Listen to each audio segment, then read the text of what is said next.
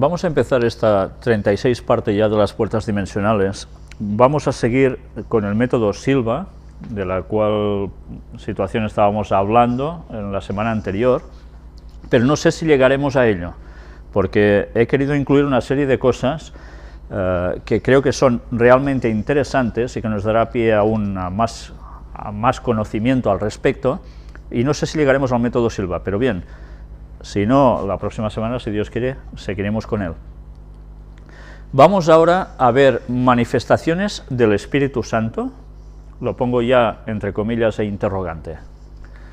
Aquí tenéis un artículo, tenéis a Megan Fox, que es una actriz, está todo en inglés, y aquí está traducido lo que allí pone.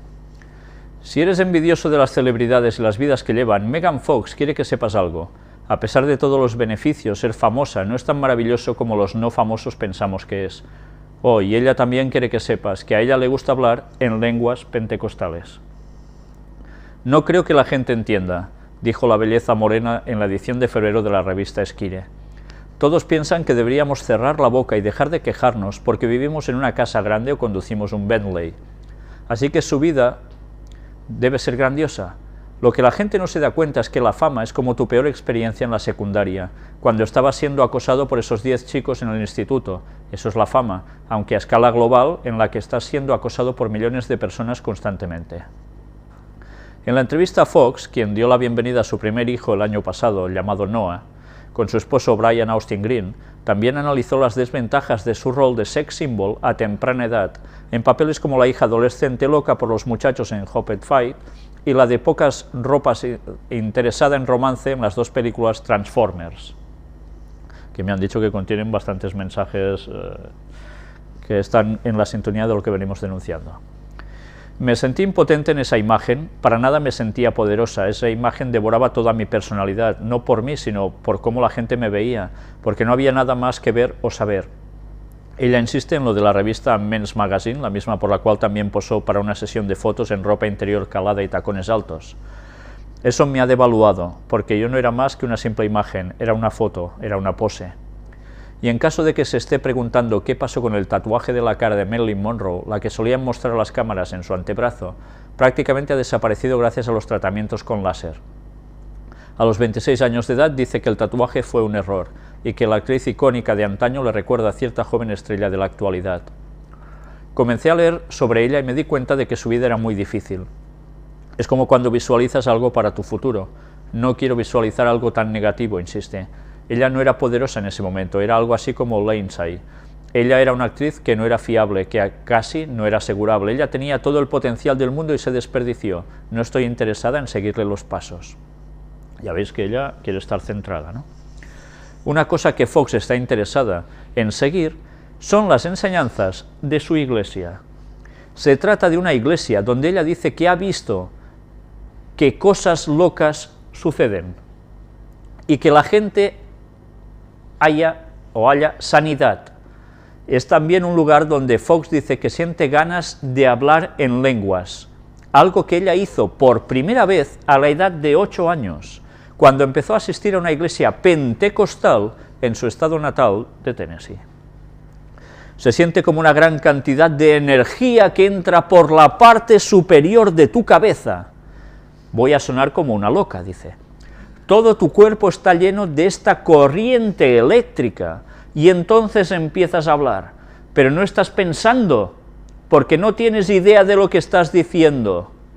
Las palabras salen de tu boca y no se puede controlar, explica la actriz.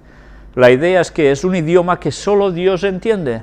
Es el lenguaje que es hablado en el cielo. Se llama tener el Espíritu Santo. Y usted pensó que Megan Fox era solo otra cara bonita, dice el artículo. Bien, esta es la realidad de los movimientos pentecostales. Cuando ellos creen que lo que actúa así es el Espíritu Santo, no es el Espíritu Santo. Ya veis, la descripción que da de lo que ella siente es la descripción que da de todo lo que hemos venido denunciando hasta ahora. Por dónde entra esa energía, cómo fluctúa, y que sin pensar siquiera no sabe ni lo que está diciendo y está palabreando lo que ella dice que es un idioma de Dios. del cielo. Esto es la mala interpretación del don de hablar en lenguas que aparece en el Nuevo Testamento, pero que los movimientos pentecostales se caracterizan precisamente por estas cosas.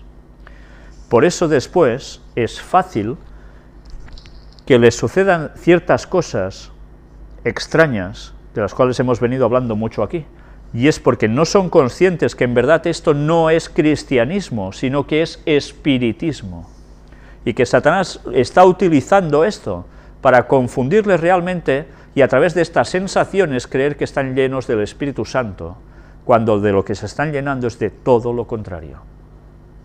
Sé que hay mucha gente pentecostal que está siguiendo nuestras conferencias, pero deben saber la verdad. El movimiento pentecostal no está siguiendo lo que en verdad la Biblia dice, sino están basados en unos hechos que no son sobrenaturales divinos, sino precisamente del otro lado. Que lo tengan presente, porque si no van a ser llevados al error, porque se van a dejar llevar por estas emociones, en vez de por el conocimiento del texto bíblico que aclara las cosas en realidad. Y hablando de manifestaciones satánicas ahora en Venezuela, descuartizó a su madre para salvar a Chávez, mató a golpes a su progenitora de 80 años y la desmembró. Declaró que Dios le ordenó el sacrificio para lograr la recuperación total del presidente de Venezuela. ¿Fue Dios? ¿Fue Dios quien le habló y dijo esto? Yo no sé en qué se habría puesto este señor, pero desde luego, cuidado donde nos metemos, porque Satanás crea esas voces en las mentes que hacen hacer estas barbaridades. Son posesiones demoníacas, esquizofrénicas, que lo único que consiguen es hacer atrocidades, y ellos pensando que sirven a Dios. Y Satanás campando por sus anchas. Y hablando de Venezuela, mirad lo que vamos a leer aquí. 3 millones de fieles honraron a la Divina Pastora. Militares interrumpen la Eucaristía porque el obispo no rezó por Chávez. Y bueno, ya veis una situación política también en todo esto, ¿eh? En el occidente de Venezuela se llevó a cabo por 157 años consecutivos la más multitudinaria demostración de fe que ocurre cada año en este país. En medio del principal oficio religioso, Monseñor Antonio López Castillo, arzobispo de Barquisimeto, quien presidió la Eucaristía, fue interrumpido por las autoridades militares por no pedir por la salud del presidente Chávez. Con la asistencia de 3 millones de fieles se llevó a cabo el pasado lunes 14 de enero en Barquisimeto, ciudad ubicada a 270 kilómetros al oeste de la capital venezolana, la ya secular procesión en homenaje a la Divina Pastora. Nosotros nos vamos a centrar más en esto, ¿eh? Dicha fiesta religiosa se considera la tercera concentración mariana más grande del mundo, solo superada por las de la Virgen de Guadalupe en México y la Virgen de Fátima en Portugal, primera y segunda respectivamente. Un culto que se remonta a San Isidoro de Sevilla. La devoción a la Divina Pastora procede de Sevilla, España, donde el capuchino Isidoro de Sevilla la recibió como revelación en sus sueños. ¿Creéis que Dios le revelaría esto? Evidentemente no. Pero ya veis cómo empieza todo. Asegura que dicha imagen él la describió de manera detallada a Alonso Miguel de Tobar, quien realizó un cuadro con la imagen de la Virgen, con sombrero pastoril, cubierta por un manto azul, sosteniendo en su mano izquierda al niño y apoyando la derecha sobre un cordero, y fue bautizada como Divina Pastora de las Almas. Pasado un tiempo, el escultor Francisco Ruiz Gijón la esculpió en tamaño natural y se sabe que en 1705 fue llevada en su primera procesión en España. En Venezuela, el comienzo de la veneración a la Divina Pastora se puede rastrear en el siglo XVIII, año 1736 para ser preciso, cuando el párroco de Santa Rosa, en aquel entonces una población independiente de Barquisimeto, fundada en 1673 por una familia de indios cayones, encargó al propio Francisco Ruiz Gijón que le hiciera una estatua de la Inmaculada Concepción. Las crónicas narran que pasado cierto tiempo llegó a dicha población una imagen de la Divina Pastora. Al apenas descubrir el error, el clérigo comenzó las labores para su devolución, y luego de embalar de nuevo la figura, aseguran que la misma se hizo tan pesada que no hubo maneras de levantar el cajón donde había colocado la imagen. De ese modo nació una devoción entre los parroquianos, quienes interpretaron esto como una señal celeste para que la Divina Pastora se quedara entre ellos. Años más tarde, en 1812, un feroz terremoto asoló a Venezuela y el templo donde se referenciaba a la representación mariana fue destruido, pero quedando intacta su imagen. Ello reforzó entre la feligresía de Santa Rosa que la Virgen quería quedarse siempre entre ellos para protegerlos. A mediados del siglo XIX se terminó de consolidar la devoción hacia ella y comenzó a configurarse el masivo fenómeno de fe que este pasado 14 de enero se manifestó nuevamente por las calles de esta población hoy en día y ha integrado urbanamente a la ciudad de Barquisimeto. Ya veis, sucedió una desgracia, se cae toda la iglesia donde está la imagen y la imagen queda intacta. Esto ha sucedido en otros lugares. Recordemos como también en la Virgen del Pilar, en Zaragoza, cae una bomba durante la Guerra Civil y allí no explota, y la imagen también se queda intacta, etcétera, etcétera, y aún la tienen colgada allí en exposición. Pero aquí el templo fue destruido, la imagen de talla quedó intacta.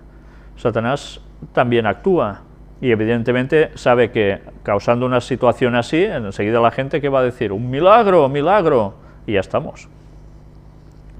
En 1855 se desató en Venezuela una epidemia de cólera que diezmó el país. Se asegura que en la zona de Barquisimeto la peste se cebó de manera cruenta.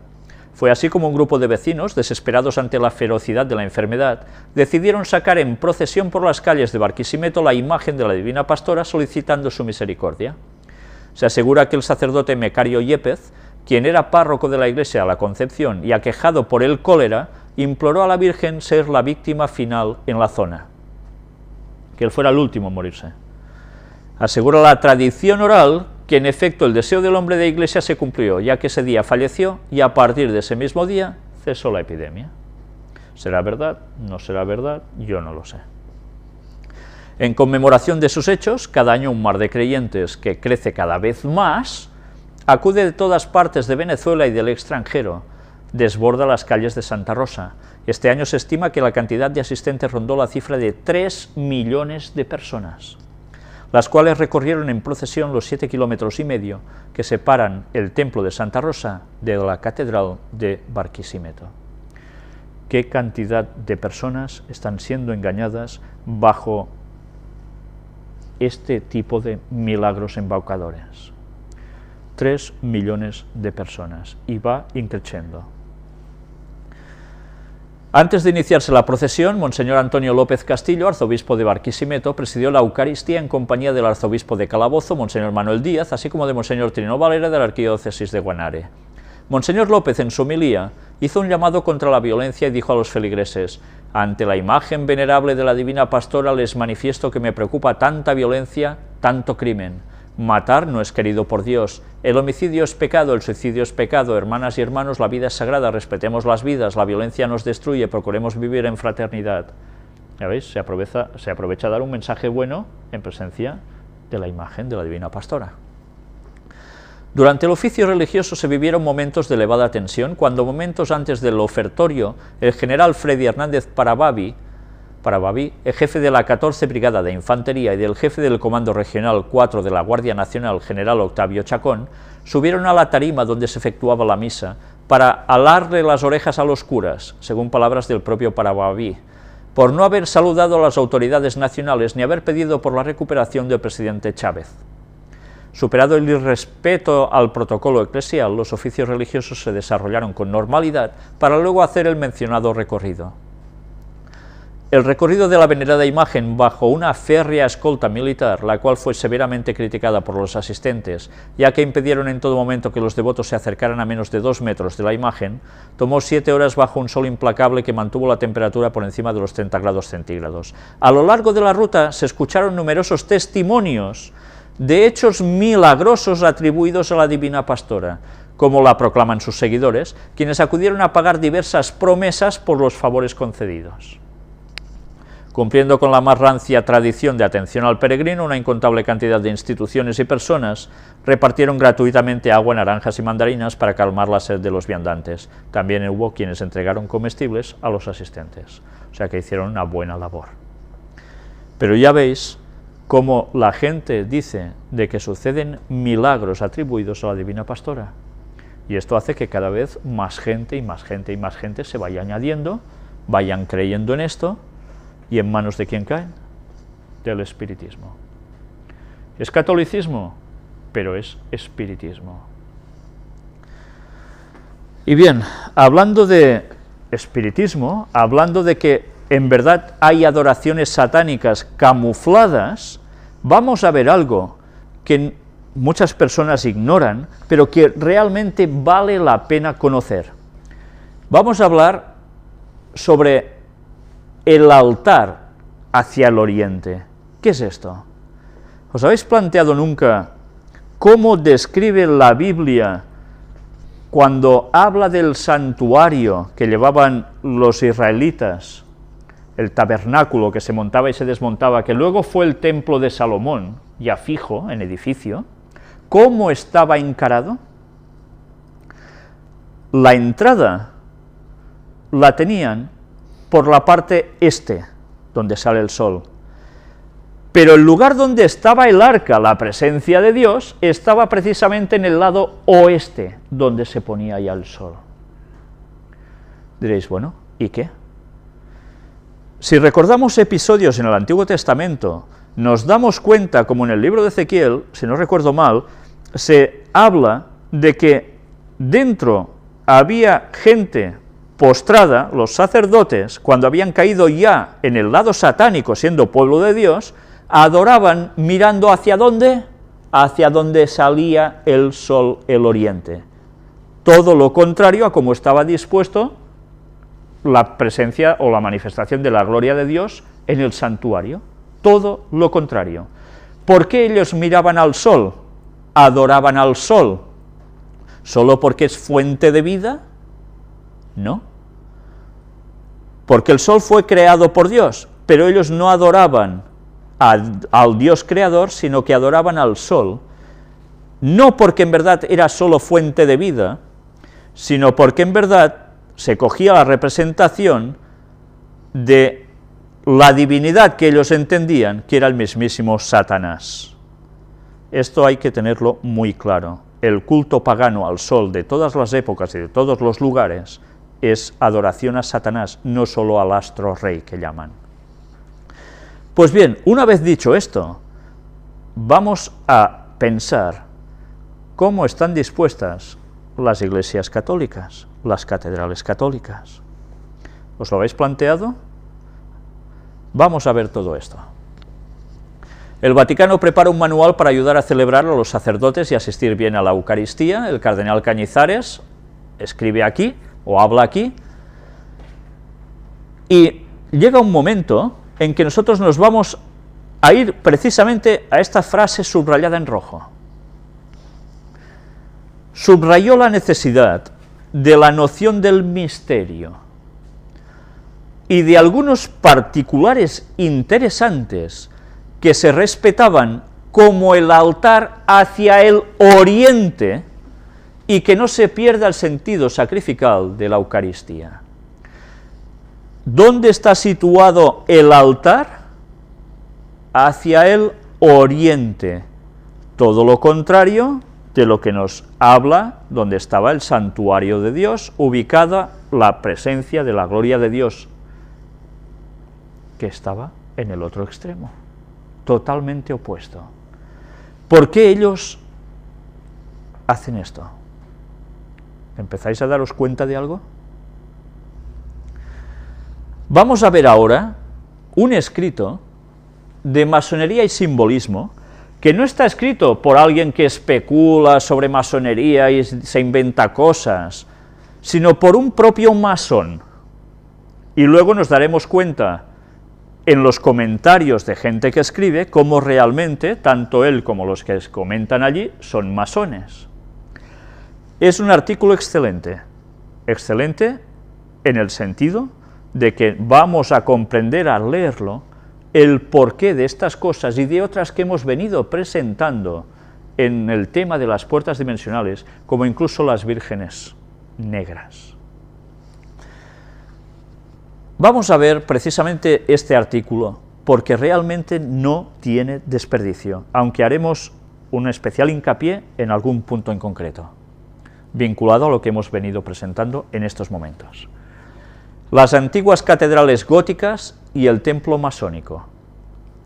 ¿Hay una conexión entre las catedrales góticas y los templos masones? Mirad cómo aquí nos ponen ya la fotografía de la maqueta del templo de Jerusalén.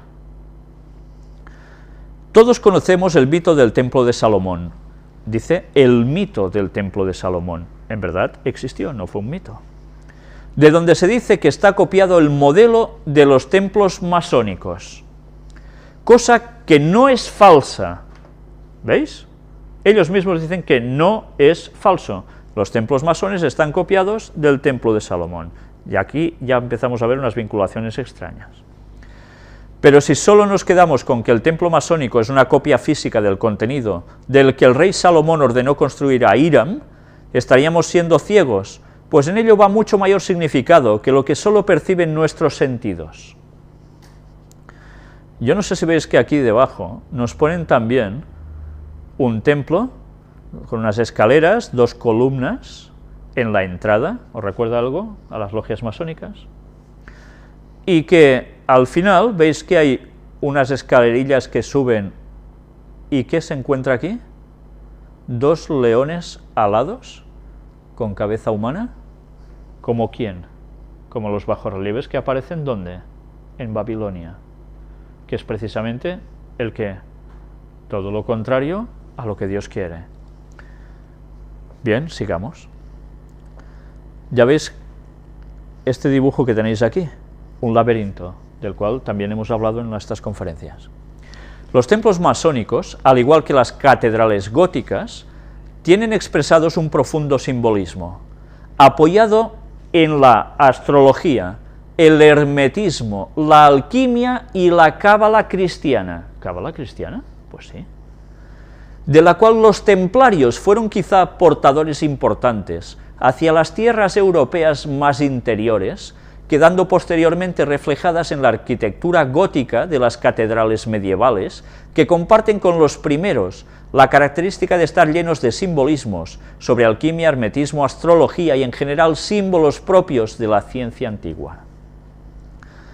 Recordemos que la Edad Media señala en la historia la máxima expresión de la representación simbólica en casi todos los ámbitos, ya que para la época Occidente está saliendo de la Edad Oscura y el conocimiento comienza a salir de los monasterios, donde solo estaba al alcance de algunos monjes letrados. Pocos eran los que tenían la habilidad de leer y habían aprendido de los antiguos escribanos la técnica de la escritura. Por ello, la forma más práctica de enseñar o comunicar las ideas era la vía hablada o el ejercicio mismo de los oficios. También es importante comprender que siendo la Iglesia cristiana la religión del Estado, o sea, en verdad la Iglesia católica, no cristiana, ha adquirido un poder desmedido al momento de la Edad Media que la ha llevado a cometer excesos, erigiéndose en juez y decidiendo cuál es el conocimiento que debe entregarse al pueblo y cuál no, incluso a consecuencia de la muerte para aquellos que se atrevieran a plantear ideas que estuvieran fuera del dogma cristiano aceptado por la Iglesia. Ya veis que aquí está haciendo un poco de historia. Por todo ello, el símbolo adquiere un carácter especialmente importante, pues permite el planteamiento de ideas que pudieran ser consideradas heréticas, ocultas en las imágenes y obras de la época. ¿Os habíais planteado esto? Está lleno de simbologías. Lo que veis no siempre es lo que parece ser, sino que son cosas que tienen una implicación oculta, que si tú conoces, vas a captar el mensaje que quieren decir, que si ellos decían abiertamente, podrían haber tenido problemas, teóricamente. Siendo estas disponibles solo para aquellos con la capacidad de mirar más allá de lo evidente. Ya vimos en las conferencias cómo la simbología es parte fundamental para que nuestro cerebro capte muchas cosas sin decir nada. y que evidentemente ya veis que el lado oculto, el lado oscuro, utiliza y mucho. En contraposición, en el siglo XVIII fue el reino de la aristocracia y del ingenio, de los abates cortesanos, de las marquesas empolvadas, de los gentilhombres con peluca, benditos tiempos de los maestros de danza, de los madrigales y de las pastoras de Watteau, siglo brillante y perverso, frívolo y amenerado, que había de ahogarse en sangre, fue particularmente nefasto para las obras góticas. Arrastrados por la fuerte corriente de decadencia que tomó, reinando Francisco I, el nombre paradójico de Renacimiento, incapaces de un esfuerzo equivalente al de sus antepasados, ignorando completamente el simbolismo medieval, los artistas se dedicaron a reproducir obras bastardas, sin gusto, sin carácter, sin intención esotérica, más que a continuar y perfeccionar la admirable y sana creación. Arquitectos, pintores y escultores, prefiriendo su propia gloria a la del arte, acudieron a los modelos antiguos desfigurados. Los constructores de la Edad Media habían heredado la fe y la modestia. Artífices anónimos de verdaderas obras maestras edificaron para la verdad, dicen ellos, la verdad, para la afirmación de su ideal, para la propagación y el ennoblecimiento de su ciencia. Los del Renacimiento, preocupados sobre todo de su personalidad, celosos de su valor, edificaron para perpetuar sus nombres. La Edad Media debió su esplendor a la originalidad de sus creaciones, el Renacimiento debió su fama a la fidelidad servil de sus copias. Aquí una idea, allá una moda, de un lado el genio, del otro el talento. En la obra gótica, la hechura permanece sometida a la idea, en la obra renacentista la hechura domina la idea y la borra. La una habla al corazón, al cerebro, al alma, es el triunfo del espíritu. La otra se dirige a los sentidos. Es la glorificación de la materia. Del siglo XII al XV, pobreza de medios, pero riqueza de expresión. A partir del XVI, belleza plástica, mediocridad de invención. Los maestros medievales supieron animar la piedra calcárea común. Los artistas del Renacimiento dejaron el mármol inerte y frío. El antagonismo de estos dos periodos, nacidos de conceptos opuestos, explica el desprecio del Renacimiento y su profunda repugnancia por todo lo gótico. Esto es lo que ellos dicen, Semejante estado de espíritu tenía que ser fatal para la obra de la Edad Media, y a él debemos atribuir en efecto las innumerables mutilaciones que hoy en día deploramos. Es sumamente interesante observar que las catedrales góticas son bellos libros de imágenes que se levantan en nuestras plazas, desplegando hasta el cielo sus hojas esculpidas en piedra. ¿Os habéis fijado cómo son las catedrales góticas? ¿Qué tipo de campanarios tienen? ¿Qué finalización? Con esas puntas o terminando en punta, pero que además tienen siempre 8 puntos, como 8 cosas que sobresalen en esa culminación de esa punta. El 8, símbolo de la cosmología del universo, del infinito, porque ya sabéis lo que es un 8, ¿no? Un 8, empezáis por un lado, vais siguiendo y es un circuito que nunca termina. Pues en todo esto se basó el movimiento gótico, estaba basado precisamente en esta gente que trabajaba en ocultismo. Luego vais a ver hasta de dónde procede la palabra gótico. ¿Os lo habíais planteado alguna vez? Ya veréis. Son obras maestras mudas, verdaderos maestros sin palabras y sin voz. ¿Por qué? Porque a través de los símbolos muestran, por lo que pueden ser consideradas hermanas mayores de los manuscritos y textos escritos. Poseen la ventaja de no necesitar traducción, pues su lenguaje va dirigido al alma de los humildes y cultos por igual. Históricamente las catedrales han sido refugio hospitalario de todos los infortunios, pues los enfermos acuden a ellas a implorar sanación divina. La historia las ha convertido en asilo inviolable de perseguidos y sepulcro de difuntos ilustres.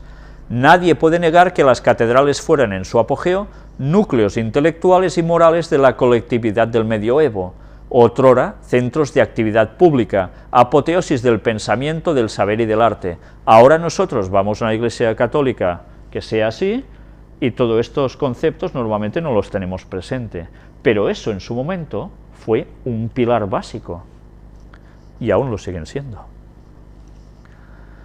Eran así esfinges de piedra, educadoras, iniciadoras primordiales y guardianes seculares del patrimonio ancestral, o sea, de un conocimiento ancestral. Las gentes han acudido a ellas a hablar con las piedras, a interrogarlas en piadosa peregrinación.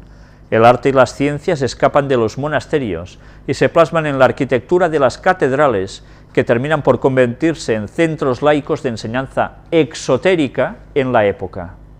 Según Víctor Hugo, son el compendio más cabal de la ciencia hermética. Está hablando Víctor Hugo, ¿os suena de algo? Este famoso escritor, pues también estaba relacionado con todo esto. El famoso Víctor Hugo, ya veis, habla del compendio más cabal, entre comillas, de cabalísticas, de la ciencia hermética. Los alquimistas del siglo XIV se reúnen en ellas todas las semanas, el día de Saturno, para estudiar allí mismo el bello libro de piedra y sus misterios simbólicos. ¿Cuándo es el día de Saturno? Ah, es curioso, ¿eh? Es curioso. ¿Sabéis? Hay personas que dicen de que en verdad, y eso es una solemne barbaridad, que el sábado no proviene de sábat hebreo, reposo, sino que proviene de Saturno, y esto no es así en absoluto. Pero estas personas prefieren decir esto porque les va bien, precisamente porque ellos son conocedores de estos misterios ocultos y seguidores de ello. Y utilizaban el día de Saturno, o sea, ya veis hasta qué punto Satanás siempre copiándolo de Dios, para estudiar allí mismo el bello libro de piedra y sus misterios simbólicos. ¿Sabíais esto? No solo se centran en el domingo, sino que aprovechaban los días de Saturno para hacer también estas cosas. Y ahora vais a ver qué cosas tan interesantes vamos a encontrar. Así es como los masones, constructores de la época, adquieren importancia y relevancia superlativa, pues son ellos los que labran la piedra y son capaces de plasmar en las obras todas las ideas que salían de los monasterios, posando en estas los contenidos de sabiduría, hermetismo, cábala y alquimia, sin levantar sospechas en los inquisidores y fanáticos del dogma, cuyos ojos estaban cegados por el poder y desprecio del conocimiento vulgar. Bien, ya sabéis que la Inquisición también terminó con muchos de ellos, pero al mismo tiempo los de la Inquisición no se daban cuenta y estaban sirviendo a sus amos, que estaban puestos exactamente en lo mismo. Y así la cosa iba funcionando y no se estaban enterando de que en verdad estaban sirviendo a unos intereses. Pero claro, la Inquisición también, ¿qué hizo?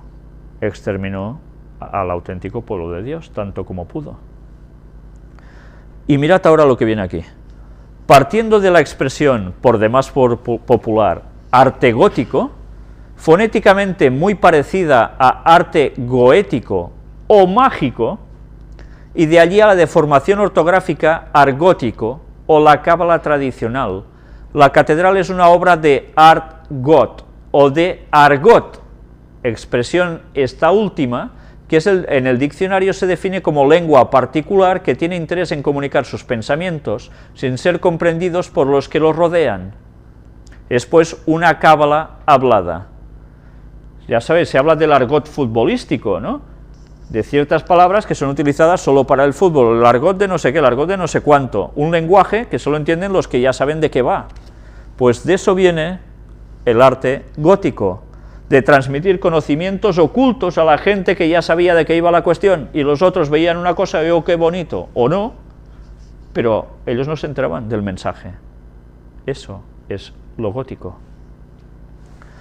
Todos los iniciados se expresan en argot. Así no extraña la expresión, lo sabe todo, conoce el argot. Los iniciados, la gente que está puesto en estos temas. Tal es el caso de los francmasones, que fueron justamente los constructores de las obras maestras argóticas que admiramos en la actualidad. Se utiliza un argot, que es el nuevo orden mundial, ¿verdad? ¿De dónde procede eso? Porque la gente cree que el nuevo orden mundial, mira, es una cosa que, oh, bueno, todo irá bien y tal, pero en verdad, ¿de dónde procede el nuevo orden mundial? Y ellos lo utilizan tanto, es su argot, quieren decir otra cosa verdaderamente muy distinta, y es que todo quedará supeditado a un poder, que será el del Papa, que además luego Satanás culminará del todo. Pero es su argot, ¿entendéis? El argot es un dialecto maldito, expulsado de la sociedad, de la nobleza, de los círculos burgueses bien cebados y de los grupos culturoides que se han adueñado de la academia, que se han envuelto en el grueso abrigo de la piel de la ignorancia y la fatuidad. Así el argot ha quedado para una minoría de individuos que viven fuera de las leyes dictadas, de las convenciones, de los usos y del protocolo equivocadamente pomposo, estructurado para la alabanza del ego y su ceguedad. Entonces el arte gótico, goético, argot o argot, en efecto es el arte de la luz o del espíritu. ¿De qué espíritu?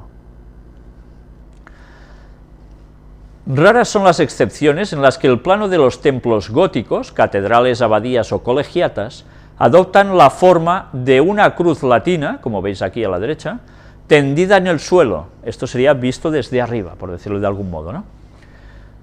Aunque vemos en algunos casos que lo que vienen a ser los brazos de la cruz asemejan más a brazos caídos o naves paralelas al cuerpo central, que es el caso de los templos masónicos y sus 3 columnas típicas. Como dice, brazos caídos. ¿Recordáis la cruz partida, la cruz quebrada, que también tiene brazos así? Cabe recordar que la cruz es un jeroglífico alquímico del crisol, donde la materia sufre su transmutación, tal como el Cristo sufre su pasión, donde muere para después resucitar purificado y espiritualizado. ¿Qué os parece esta explicación? ¿Por qué creéis que ellos llevan las iglesias en forma de cruz, las catedrales en forma de cruz, y llevan colgando crucifijos? ¿Porque en verdad esto es la pasión de Cristo? ¿O porque hay otro concepto detrás? ¿Qué era el símbolo de la cruz para el mundo del ocultismo ya antiguo? Era el paso al mundo de los muertos, espiritismo, comunicación con muertos. Evidentemente se disfraza de cristianismo, Cristo muere en la cruz y ya está solucionado. ¿Entendéis? Siempre el gran engaño funcionando. Los iniciados saben el mensaje, el símbolo, los otros engañados como bobos.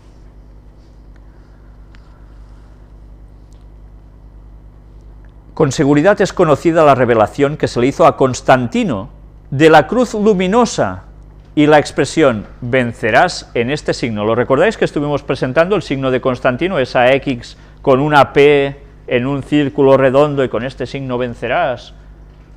Bien, pues ya veis que dónde está todo esto. Adicionalmente, la cruz tiene la huella de los 3 clavos que se emplearon para inmolar al Cristo, materia, equivalente quizá a las 3 purificaciones características de las iniciaciones. Ya veis, cogen los 3 clavos de Cristo para decir que allí inmolan al Cristo materia, al Cristo cuerpo humano y tal. Ya veis cómo utilizan siempre ciertas palabras que en verdad a nosotros son simbolismos que muchas veces se nos escapan, y para ellos tiene connotaciones totalmente distintas a lo que podemos llegar a entender cuando leemos las cosas. El plano del edificio nos revela entonces las cualidades de la materia prima y su preparación para el signo de la cruz, que para los alquimistas tiene por resultado la obtención de la primera piedra o piedra angular sobre la que descansa la obra. ¿Qué hacen los católicos cuando se santiguan? No dicen por la señal de la Santa Cruz y empiezan pim pam y hacen con las manos el gesto de la cruz. ¿Qué hacen cuando también van y se dirigen a alguien que está ya palmando, muriéndose, no le hacen le hacen el signo de la cruz? Pues en verdad todo va de lo mismo. De interés es observar que el mito de Teseo y su lucha con el Minotauro está representado en el laberinto emblemático en la obra gótica, representando sus 2 dificultades principales: el camino que hay que seguir para llegar al centro, donde se produce el combate con la bestia como representación del combate entre las 2 naturalezas, propias del mundo dual manifestado, y el camino que hay que seguir para salir nuevamente hasta llegar a la salida del lado del oriente. ¿Dónde? ¿Del lado cuál? Del oriente.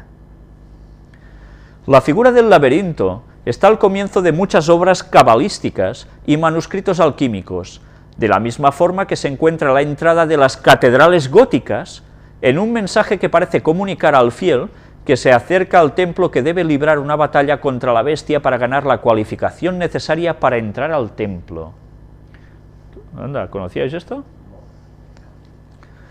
Llamado el laberinto de Salomón, se presenta como una serie de figuras concéntricas interrumpidas en ciertos puntos, de manera que se forma un camino chocante de fuera hacia el centro y desde allí hacia afuera, atravesándolo de un lado al otro.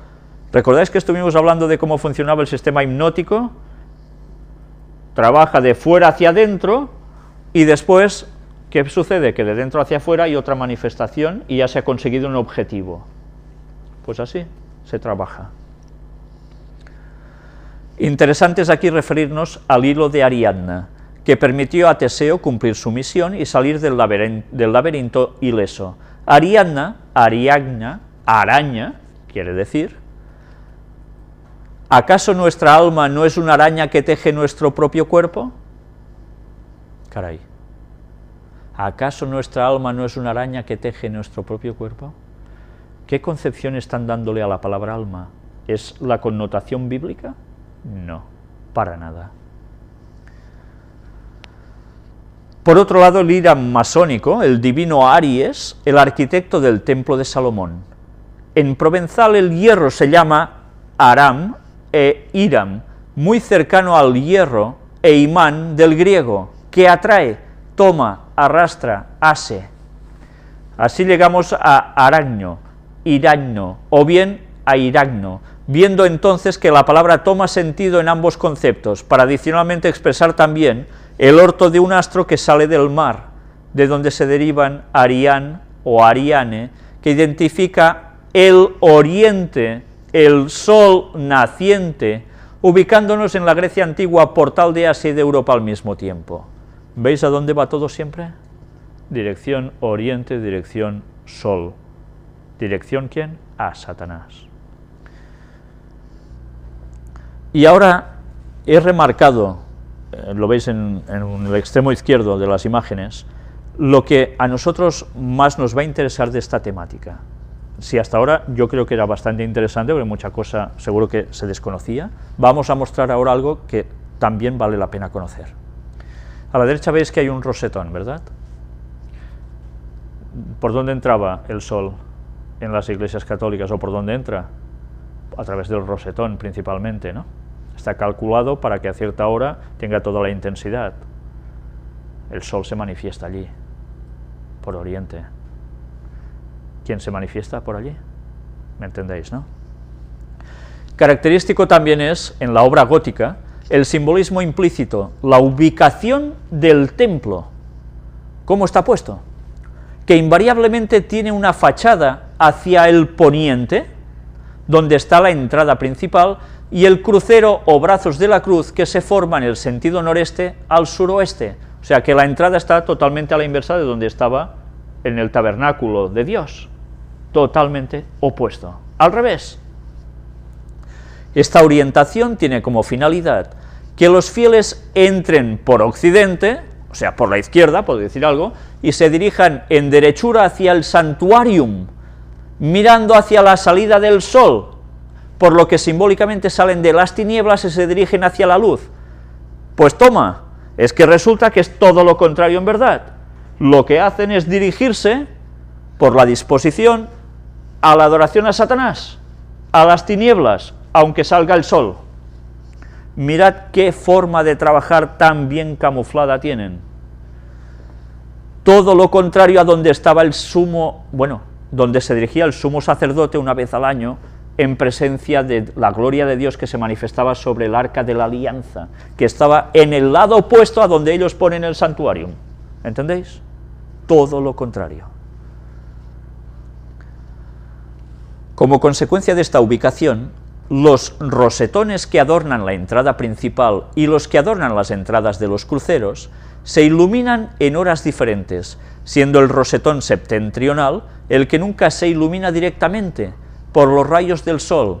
El rosetón del suroeste se ilumina con el sol de mediodía, y el último, con los rayos del poniente. El rosetón representa la acción del fuego y su duración, representándose en él los movimientos de la materia excitada por el fuego elemental. O sea que el rosetón por donde entraba ¿el sol qué es? ¿No es en el fondo fuego? Pues ya lo veis, cómo va cuadrando el asunto.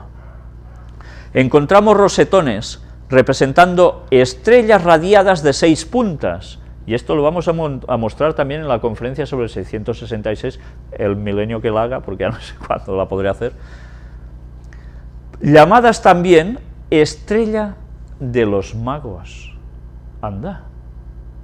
¿Recordáis que estuvimos hablando de la estrella de los magos de Oriente? Por su alusión a ser el astro guía de los magos en su viaje hacia el lugar de nacimiento del Salvador, que a su vez es el sello de Salomón. Pues no, señor, esto no es así. Esa estrella de 6 puntas es el simbolismo satánico por excelencia, de adoración satánica primordial. No es la estrella que siguieron los magos de Oriente. Los magos de Oriente siguieron a unos ángeles que juntos emitían tal cantidad de luz que parecían una estrella y los guiaron precisamente hasta el lugar del Salvador. ¿Qué diferencia y cómo Satanás es capaz de tergiversar las cosas?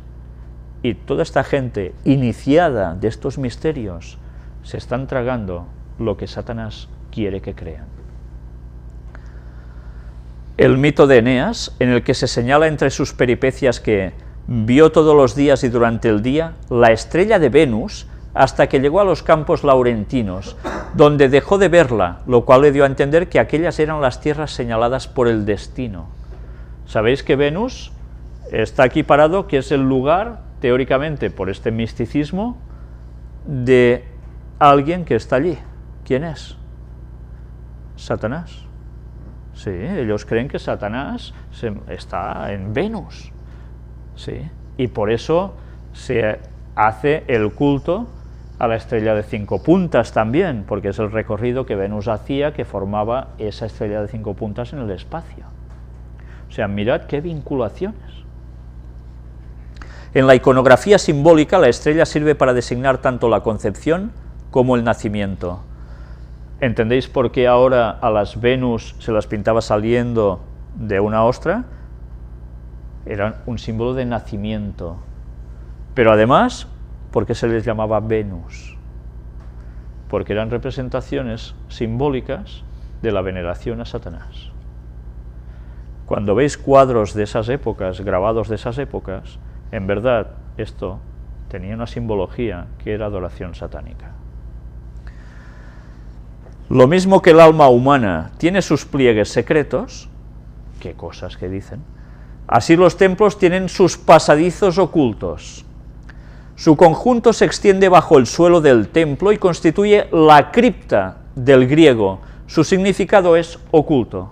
¿Ya veis? Que hay en muchas iglesias católicas, ¿no dicen que debajo hay criptas? Pues es oculto. Lo oculto, Satanás siempre jugando a lo oculto, porque lo oculto atrae el misterio, ¿verdad? En cambio Dios, todo siempre tan claro.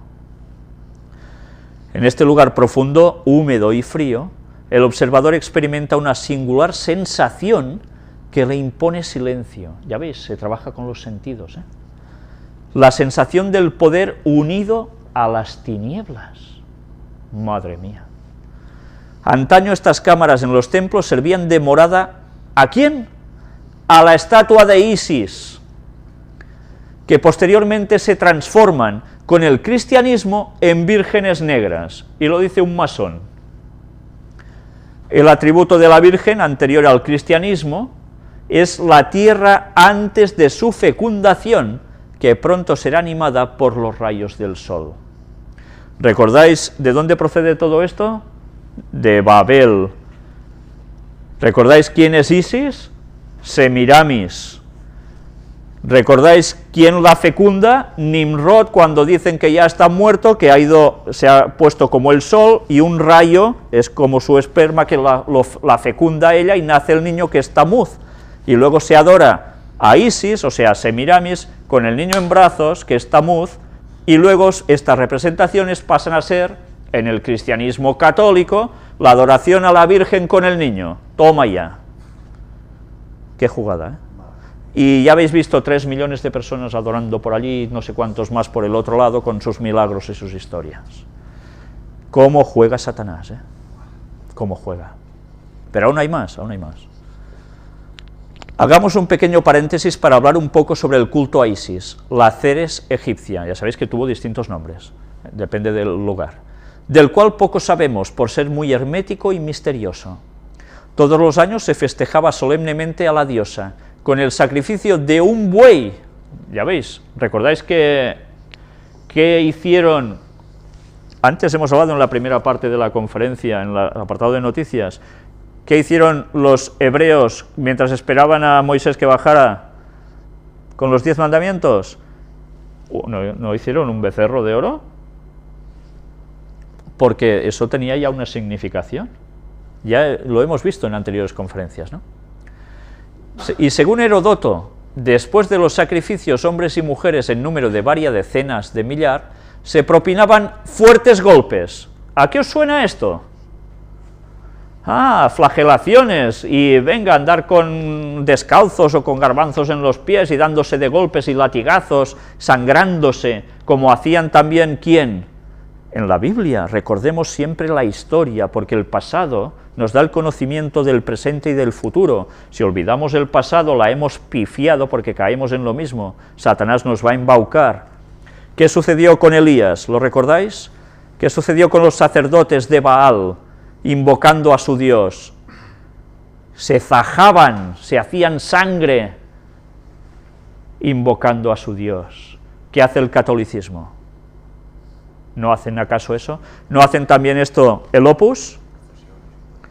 ¿No hacen esto en las procesiones? ¿De dónde surge todo esto? ¿De Dios? Nunca mejor dicho. Y un cuerno no surge de Dios, surge de Satanás. Ya veis cómo el catolicismo lo único que hace es seguir lo que ya se hacía en el paganismo más absoluto.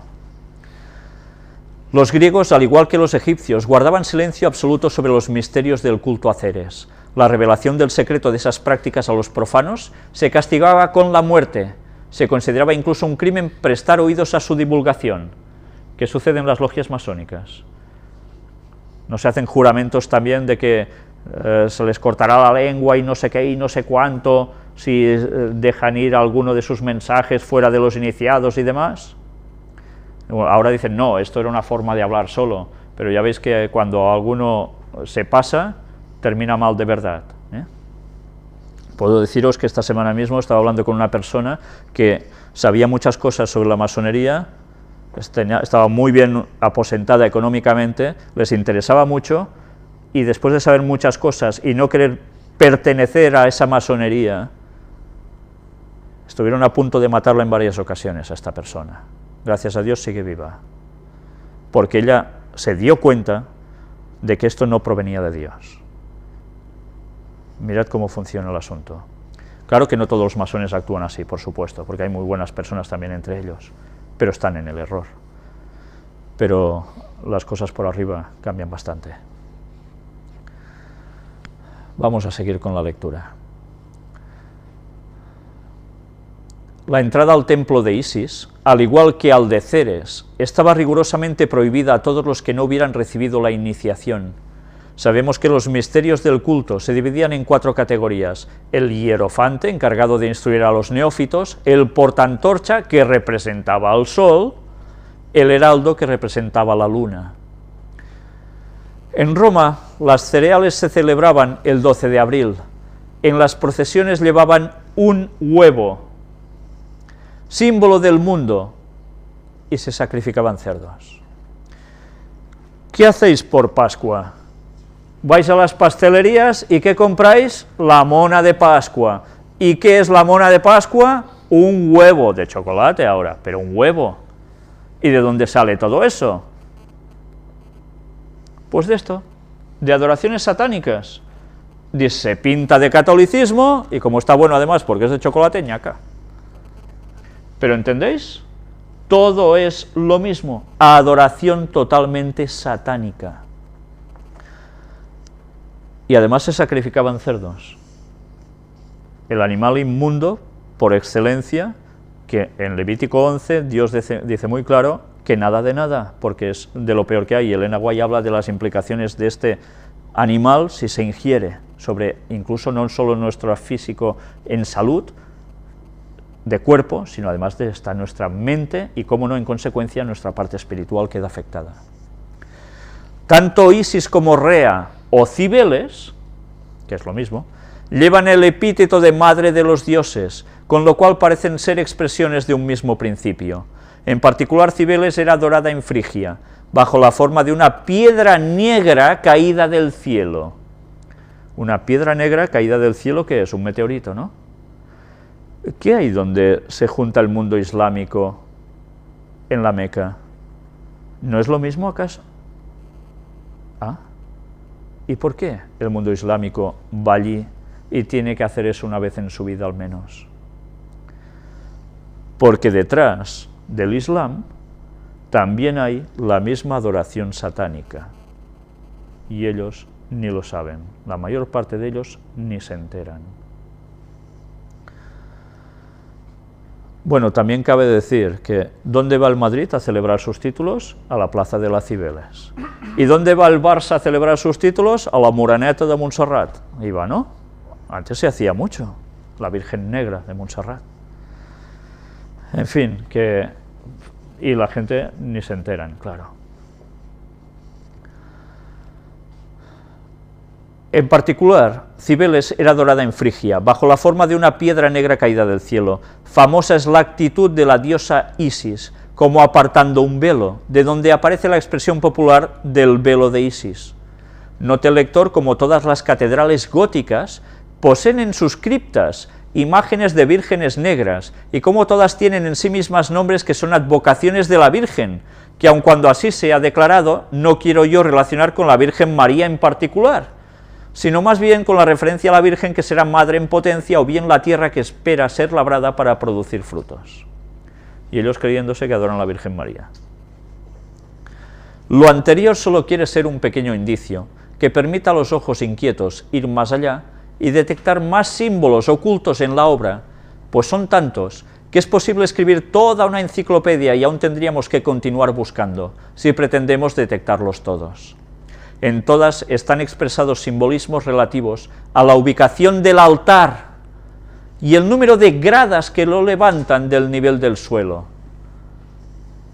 ¿Recordáis cuando hablábamos de el papado, o sea, del Papa haciendo viajes por ciertos lugares cuando le preparaban el lugar donde él se iba a aposentar en su trono?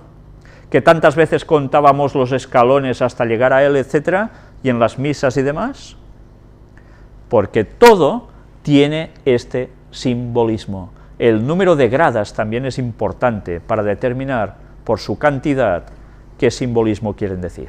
¿Entendéis? No hay nada de agua clara por ningún sitio.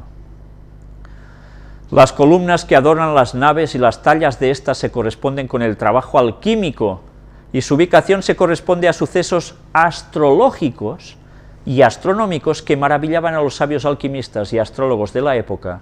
La presencia de los 4 elementos es ineludible en la obra, al igual que los 4 mundos representados en el árbol de la vida. No es casual el nombre femenino y la función de útero que tienen los templos, formando, o más adecuado decir, gestando a los que en él penetran con la sabiduría de la ciencia oculta. ¿Qué es el obelisco? ¿No es el símbolo fálico? Y además, ¿dónde está puesto? Que hay a su alrededor un círculo que representa el órgano femenino. Pues es lo mismo en los templos, lo mismo.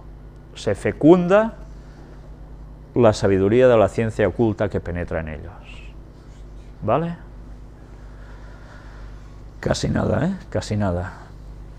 Y ya veis que hay siempre detrás astrología. Astrología. Recordad que ahora os he dicho lo del obelisco y el circulito, como está precisamente en la plaza de San Pedro, en el mismísimo centro, delante mismo del Vaticano, de la fachada principal. ¿Y por qué os digo ahora esto? ¿Y por qué os hablo de astrología? Vamos a mostrar unas imágenes sobre ese obelisco y lo que hay en el suelo de ese obelisco. Y vais a ver una vez más a quién está sirviendo el Vaticano, si no siguen exactamente todo lo mismo que aquí estáis viendo. Haciendo un resumen de lo hasta aquí expuesto, vemos sin temor a equivocarnos que nada es casual en el diseño de los templos.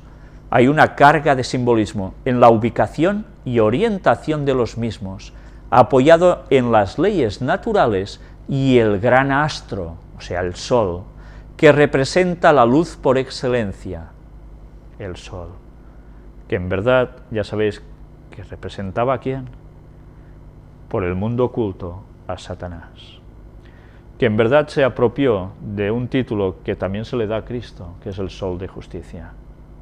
Siempre ha querido ser Dios, siempre ha querido usurpar el lugar de Cristo, Satanás.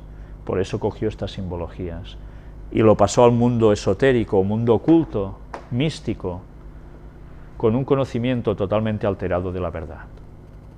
Y ellos creen tener un gran conocimiento y están siguiendo a Satanás. Podemos decir también que los templos son diseñados y construidos basados en los mitos y símbolos del rito solar, no en balde considerado Dios único y primordial en casi todos los mitos y ritos de Occidente, aunque todo ello ha quedado velado por la intervención de las religiones diversas, que poco a poco se han ido montando unas sobre otras hasta dejar más o menos oculto el simbolismo primordial, ellos mismos nos lo están diciendo, a los ojos profanos, pero dejando una huella indeleble, a los ojos acuciosos del iniciado, que de forma clara son capaces de capturar los pequeños símbolos que ofrecen las pistas básicas para su entendimiento profundo. Este artículo, firmado por Nicolás Quiles, aquí veis una serie de letras, y después nos dice Logia Estrella de Occidente. Es un masón perteneciente a esta logia. Estas iniciales que veis aquí son palabras que quieren decir significado para ellos. Pero mirad ahora los comentarios que aquí aparecen. Le escribe a alguien que le dice: el templo de Salomón o templo de Jerusalén está orientado de oeste a este.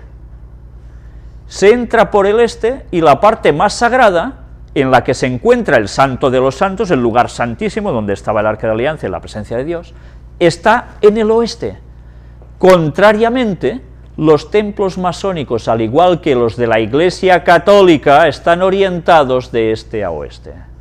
Escribe Daniel Albo Lasri. Y diréis: esto lo hemos dicho nosotros aquí, porque es verdad. Este debe ser cristiano, ¿sí? Le contesta el autor del artículo: caramba, qué alegría ver su comentario en mi página QH. Daniel Albo, para mí es un honor que se haya tomado el tiempo de hacer tan interesante y asertiva acotación a mi escrito. Estoy seguro que esa particularidad, aparentemente extraña, servirá para que muchos continúen sus indagaciones en el tema. Por ello, no me atreveré aquí a ofrecer una respuesta, ya que siento que mantener viva la pregunta es más importante que ofrecer una respuesta. De nuevo, gracias por su comentario, y para mí es un honor ver que usted me ha leído, ya veis, TAF, iniciales, y el ósculo de paz que corresponde entre nosotros.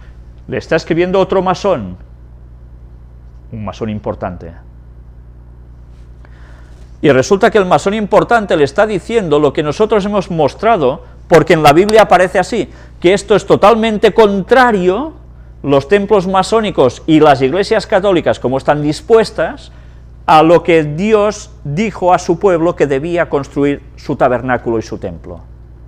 Porque una cosa es adorar a Dios, y la otra es la suplantación que hacen ellos, adorando a Satanás.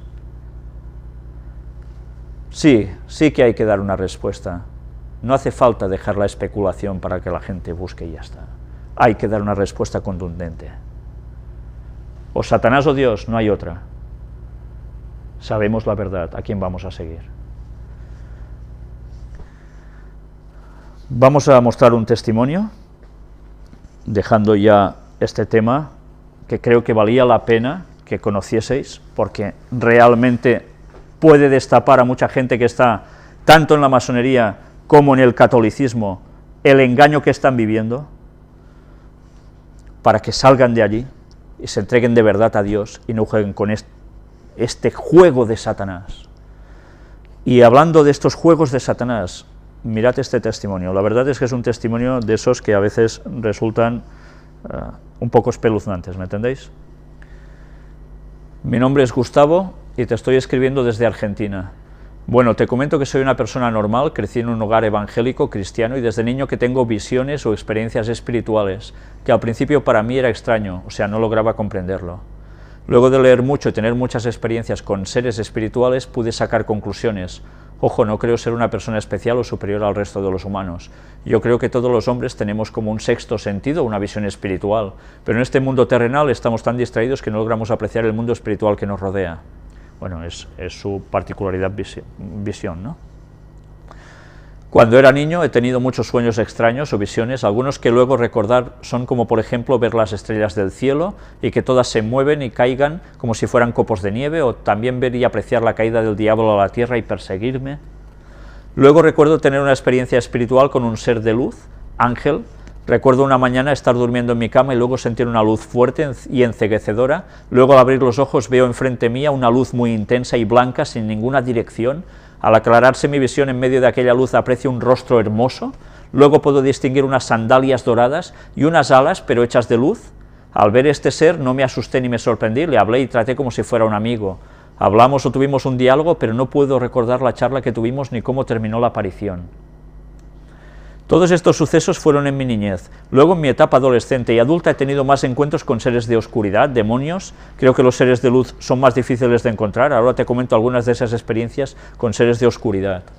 Pero te paso a contar las experiencias más sobresalientes. A veces me despertaba en medio de la noche, pero al despertar no podía moverme o tener la capacidad de ver dentro de la oscuridad. Luego podía apreciar sombras o sentir presencias físicas, escuchar murmuraciones o risas en mis oídos. Una noche tipo 6 o 7 de la mañana estaba grabando unos DVDs y estaba muy cansado, luego me voy a acostar pero dejo la luz prendida por miedo. Me acuesto a dormir frente de mi computadora, al cabo de un momento me despierto y siento como mi cuerpo se empieza a inmovilizar, o sea, me di cuenta que algo malo iba a pasar. Luego de quedar totalmente inmóvil siento un dolor en la espalda y siento que una mano entra por mi espalda y llega hasta mi corazón para apretarlo fuertemente. Yo al no poder moverme y no poder hacer nada, se me da por mirar el monitor apagado de la computadora que tenía enfrente mío. Con el reflejo puedo apreciar una sombra negra que estaba detrás mío. Cuando veo esa sombra, automáticamente la sombra se desvanece y me suelta. Me levanto inmediatamente con un dolor en el pecho. Vaya situaciones, ¿no? Una noche también tipo 3 de la mañana, estaba durmiendo muy profundamente y luego me despierto gracias a ese sexto sentido o visión espiritual, algunos lo llaman el tercer ojo. Me despierto de golpe como si algo anduviera mal, me destapo a la altura de la cintura, como si fuera a levantarme de la cama, pero quedo inmovilizado a la mitad de la acción. Inmediatamente me di cuenta que algo iba a pasar, veo alrededor mío para ver si hay alguna sombra o algo, pero no vi nada, y no sé por qué, pero se me da por mirar mi hombro, aclaro que esto fue en plena oscuridad, y puedo apreciar una bola de materia negra u oscura del tamaño de una pelota de tenis. Veo que esa bola oscura como que quería tomar forma de algo, pero al cabo de unos segundos se teletransporta al pie de mi cama y se desvanece lentamente. Después logro recuperar la movilidad de mi cuerpo. Otra noche también tipo 3 de la mañana, en resumen pasa exactamente lo mismo que el suceso anterior, hasta que intento levantarme de la cama y algo me inmoviliza.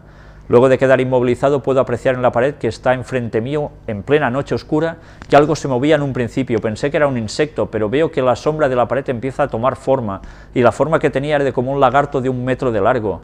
Veo que esa figura se empieza a mover por la pared hacia el techo de la misma, pero el lagarto va desapareciendo cuando llega a la junta que hay entre la pared y el techo. Vuelvo a aclarar que esto lo vi en plena noche oscura.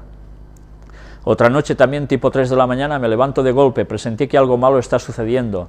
En plena noche oscura, cuando me estoy por levantar de la cama, algo me inmoviliza y puedo apreciar un ser arriba de mis pies. Este ser tenía la siguiente forma: cabeza de águila, torso humano, patas de cabra y alas en lugar de manos. Esta criatura se permaneció inmóvil mirándome de costado con las alas extendidas. Yo al ver este ser me llené de odio y bronca, no sé por qué, y preparo mi puño derecho para pegarle, pero automáticamente me inmoviliza la mano. Permanecí inmóvil por unos segundos contemplando esta criatura en plena oscuridad sin ningún tipo de luz. Luego este ser espiritual desaparece automáticamente e inmediatamente recupero la movilidad de mi cuerpo y con mi puño derecho logro golpear donde se encontraba este ser, o sea, en mis pies. Una vez, tipo 5 o 6 de la tarde, estaba acostado con mi netbook buscando información en internet y al cabo de un momento me quedo dormido, ya que esa noche no había dormido bien. Luego, pasado un tiempo, logro despertarme con un fuerte dolor en el pecho y como que algo absorbía mi vitalidad o espiritualidad, no sé cómo explicarlo, y me levanto totalmente inmóvil, abro mis ojos y puedo apreciar arriba de mi netbook un pájaro negro como si fuera un cuervo, pero no hecho de materia sino de espíritu. Cuando logro mirarlo, este ser me absorbe más aún mi vitalidad y me hace cerrar los ojos como si fuera a desmayarme, pero logro recuperarme, vuelvo a abrir los ojos y puedo apreciar que la cabeza del pájaro cambia de forma, pero vuelve a absorber más mi vitalidad y me hace desvanecer y vuelvo a cerrar los ojos, pero inmediatamente me recupero y empiezo a invocar a Jesús y el pájaro negro desaparece y me levanto de mi cama con un fuerte dolor en el pecho. Ya veis, invoca a Jesús, patam, se acaba todo. Con el pasar de los años y varias experiencias con estos seres me di cuenta que hay un punto medio exacto entre estar despierto y dormido, donde puedes ver estos seres espirituales. Hablando con gente que practica Reiki me comentaron que ellos logran llegar a este punto con la meditación. Ya veis. Y no soy el único que tiene estas experiencias, algunos amigos también las tuvieron, aunque no suelo hablar de estos temas con personas que no hayan pasado por estas experiencias, ya que escapan a toda lógica humana. Al día de hoy mi única arma para combatir estos seres de oscuridad es el nombre de Jesús. Desde ya saludos cordiales. Actualmente no me estoy congregando en ninguna iglesia y nadie de mi familia practica espiritismo ni nada de eso. O sea, estas experiencias no solamente me pasan en mi casa, sino en cualquier lugar donde se encuentren estos seres. Esto me lo dijo en respuesta a lo que yo le pregunté, si él había tenido contacto con alguna situación de espiritismo, etcétera, etcétera. Bueno, ya veis que aquí habla con sus amigos que están puestos en Reiki, han pasado por experiencias, ya veis, de estos tipos. ¿Qué quiere decir esto? Hay que ir con cuidado con las amistades que también tenemos, porque su influencia no se queda solo en ellos, pasa también a los que tienen al lado. Yo no sé por qué esto le pasó a él desde niño. Quizás esta persona va a ser un ganador de almas y Satanás lo sabe y va por él como puede. Yo recuerdo que desde pequeño he vivido algunas situaciones, no exactamente como estas, distintas, de ángeles caídos, y estoy vivo porque Dios quiere. Pero yo no sabía por qué me pasaba esto. En mi casa no había espiritismo para nada. Yo sencillamente iba a la iglesia adventista. Luego, con el paso de los años, entiendes, bueno, quizás Satanás, que te conoce muy bien la psicología humana, sabía que ese crío quizás terminaría teniendo una particularidad que sería hablar a más personas del Evangelio, ¿no? Y como supongo que él sabe más por viejo que por diablo, intentó intimidarme y aún lo ha seguido haciendo muchas veces. Pero bien, sea como fuere, yo no sé si este es su caso, tampoco sé si realmente esto que me ha sucedido a mí ha sido por esto, pero da toda la sensación con el paso de los años que puede ir por aquí. Pero realmente estas cosas, ya veis, suceden, y hay más personas que me escriben cosas parecidas, y peores, y peores. Pero él sabe que en el nombre de Jesús esto se termina. Pero cuidado, debemos vigilar de entregarnos completamente a Dios y apartarnos de todo este mundo espiritual, de contacto con personas que estén puestos en esto y no quieran cambiar, porque hay que decirles la verdad para que cambien, y si quieren seguir en sus 13, nosotros no debemos estar en contacto íntimo con ellos, porque Satanás va a actuar también. Sea como fuere, solo tenemos una solución. Ya habéis visto ante esto el nombre de Jesús, y es verdad, yo os puedo afirmar que realmente es lo único que funciona. ¿Recordáis cuando empezamos a hablar en las puertas dimensionales de esas abducciones que solo en el nombre de Jesús se paraban también? Era tema extraterrestre, ¿no? Teóricamente, en verdad era lo mismo, ángeles caídos. Ya veis que Satanás está yendo a por todas, y cada vez a más personas las va a embaucar, de un modo u otro. Y bien, vamos a terminar precisamente dando solo una pincelada del método Silva, esperamos, a ver si Dios quiere que la semana que viene podamos introducirlo un poco más. ¿Sabéis? La persona que nos dio ese testimonio sobre el método Silva, de cómo la Casa Real también estaba puesta y algunos famosos y demás, me escribió después y me añadió esto. Solo quiero añadir este párrafo para desenmascarar un poco más las maquinaciones diabólicas. Un abrazo. Termino diciéndote que discernir una operatoria o estrategia de destrucción una vez que quedas atado por participar en este método de descontrol mental. Esto ocurrió en mi caso y en el del amigo hermano que el Señor me guió a ayudar en su liberación, y supongo que el maligno lo hará con todos de manera similar. Satanás, siempre tratando de invertir y pervertir las cosas de Dios, destruyó la fuente de ingreso del varón, para que humillado la esposa asumiera la preeminencia, la cabeza del hogar. Yo que siempre me ataba en cinturón del pantalón alrededor del cuello, llegué a hacerlo alrededor de los tobillos, hasta que después de liberado, Dios un día me habló para decirme que ni tan alto ni tan bajo, que Él lo que quería en la cintura. En el caso de mi amigo, además de esto, disfrazó sus operaciones en el hogar de él, llevándolos a la religión, en este caso católica, donde él era uno de los que repartían la comunión. ¿Entiendes la estrategia? Mientras ellos acudían a sesiones de lectura de aura, tenían su tabla ouija, su péndulo, etc., se disfrazaban de buenos, entre comillas. Además recuerdo que su esposa tenía un ego tan gigantesco de esos que si te lo cruzas tienes que bajarte de la acera porque ambos no entran en un tiempo. Gracias. El asunto de empezar a ir a misa vino por sugestión de sus consejeros, entre comillas, pues antes de acudir al método Silva no iban, eso me dijo mi amigo. Y eso es una demostración más de que la fe católica o el de la católica Satanás se siente en casa. ¿Entendéis lo que quiere decir? Estas personas fueron a la Iglesia Católica porque sus consejeros los llevaron allí. Una cosa asociada con otra. Ya lo habéis visto en lo que antes hemos expresado en esta página masónica, ¿no? Todo va en verdad unido por detrás. Y la mayor parte de gente no sabe nada de esto. Nuestro mensaje tiene que ser contundente y claro. Hay que avisar para que Dios saque su pueblo de Babilonia. Aquí tenéis la página del método Silva. Se siguen haciendo cursos en distintos lugares. Utilizan el espiral, como ya dijimos, y aquí nos va a decir qué es el método Silva. Bien, nosotros lo dejamos aquí.